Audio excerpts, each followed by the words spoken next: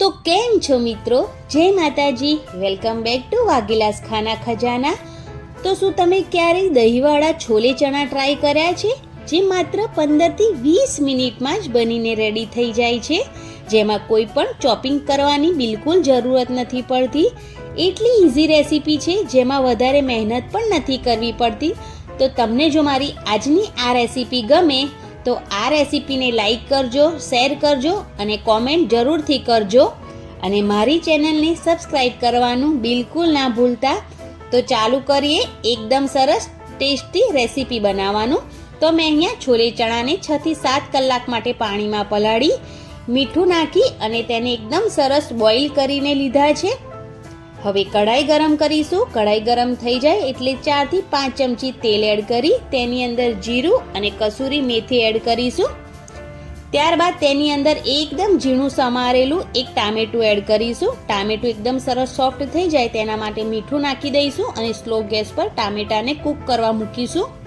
ટામેટું cook થાય ત્યાં સુધી એક ગ્રેવી બનાવી લઈશું. તો તેના માટે અહીંયા મેં અડધી વાટકી જેટલું મોળું દહીં, તેની સાથે ધાણા જીરું પાવડર, હળદર પાવડર, લાલ મરચું પાવડર અને થોડું સ્વાદ પ્રમાણે મીઠું એડ કરી દીધું છે અને તેને એકદમ સરસ લીલા મરચાં એડ કરી પીસી લીધું છે. ત્યારબાદ ટામેટું એકદમ સારી રીતે સોફ્ટ થઈ ગયું છે, તો તેની અંદર ગ્રેવી બનાવી છે તેને એડ કરીશું. તેની સાથે અડધી વાટકી જેટલું અહીંયા મેં થોડું પાણી એડ કર્યું છે. હવે ટામેટા સાથે ગ્રેવીને એકદમ સારી રીતે મિક્સ કરી લઈશું અને 2 થી 3 મિનિટ કવર કરી તેને કૂક કરી લઈશું. તો અહીંયા 2 થી 3 મિનિટ થઈ ગઈ છે અને તેલ પણ છૂટું પડી ગયું છે અને એકદમ સરસ જે ગ્રેવી છે કૂક થઈ ગઈ છે. તો ત્યારબાદ તેની અંદર બોઇલ કરેલા છોલે ચણા એડ કરી દઈશું અને તેને ગ્રેવી સાથે એકદમ સારી રીતે મિક્સ કરી લઈશું. અને ત્યારબાદ થોડી ડુંગળીની સ્લાઇસ એડ કરીશું તેની અંદર. જો તમારે આદુ લસણની પેસ્ટ એડ કરવી હોય તો તમે ગ્રેવીમાં તે પણ એડ કરી શકો છો. મેં અહીંયા એડ નથી કરી. અને એકદમ સારી જાડી ગ્રેવી માટે તમે થોડા કાજુ પણ એડ કરી શકો છો. હવે સ્લો ગેસ પર 2 થી 3 મિનિટ કવર કરી અને તેને કૂક કરી લઈશું.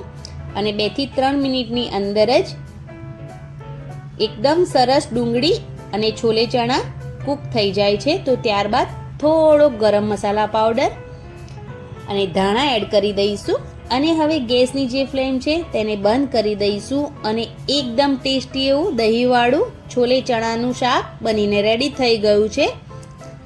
રોટલી રાઈસ ગમે તેની સાથે એન્જોય કરી શકો છો તમે આ રેસીપીને. ખૂબ જ ટેસ્ટી બનીને રેડી થાય છે માત્ર 15 થી 20 મિનિટની અંદર જ. તો તમે આ રેસીપી જરૂરથી ટ્રાય કરજો. આ રેસીપી ટ્રાય કરો તો તમારા અનુભવો કોમેન્ટ બોક્સમાં જરૂરથી જણાવજો અને મારી ચેનલને જરૂરથી સબસ્ક્રાઈબ કરજો. લાઈક અને શેર જરૂરથી કરજો. આવા અવનવા વિડીયો જોવા માટે બેલ આઇકન ઘંટી જરૂરથી ક્લિક કરજો. તો મળીએ એક નવી રેસીપી સાથે. ત્યાં સુધી એન્જોય કરો દહીંવડા છોલે ચણા. Thanks for watching. Bye bye. Take care. જય માતાજી. આવજો.